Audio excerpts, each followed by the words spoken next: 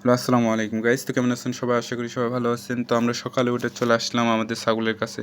তো দেখতে পাচ্ছেন ছাগলগুলো খাওয়ার জন্য কিভাবে ছটফট করতেছে। তো আমরা এদের জন্য একটু ঘাস কাটতে যাব। তো দেখতে পাচ্ছেন কিভাবে আমাদের গায়ে উঠছে।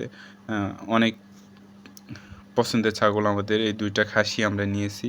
তো আমরা এই ২ টা খাসি দিয়ে শুরু করছি। ইনশাআল্লাহ একদিন বড় কিছু করব এই আশা রেখে আমরা চলে যাচ্ছি মাঠের দিকে ঘাস কাটার জন্য। তো আমাদের বাগানে চলে আসলাম আমরা, দেখতে পাচ্ছেন। তো এইটা হলো আমাদের আম বাগান। অনেক বড়, ৭ বিঘার মতো এটা একটা আম বাগান আমাদের। তো এখানে প্রচুর আম পাকছে। তো দেখতে পাচ্ছেন কতগুলো আম ধরে আছে। তো আমরা ফার্স্টে আগে আমাদের পাকা আমগুলো কুড়াবো, এরপর আমরা কিছু ঘাস কাটবো। বাগানে প্রচুর ঘাস, দেখতে পাচ্ছেন কত সুন্দর ঘাস।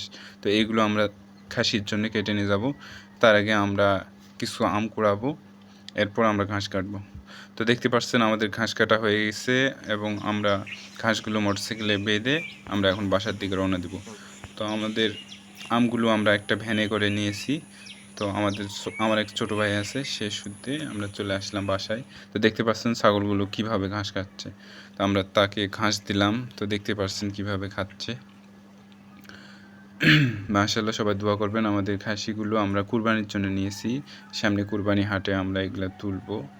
১ বছরের মতো আমাদের কাছে রাখবো।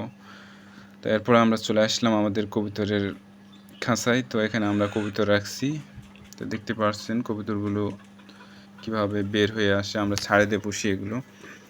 তো এরপর আমাদের এখানে মুরগি আছে এবং কবুতর আছে, বিভিন্ন প্রজাতির মুরগি আছে। আমরা সেগুলো কবুতরের সঙ্গেই ছেড়ে দিয়ে রাখি। তো এদেরকে এখন খাবার দিব আমি।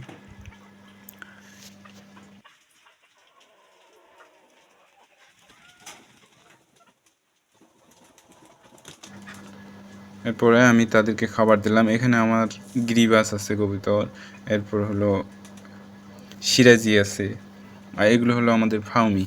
আমাদের একজোড়া ফাউমি আছে, ডিম দেয় এরা নিয়মিত।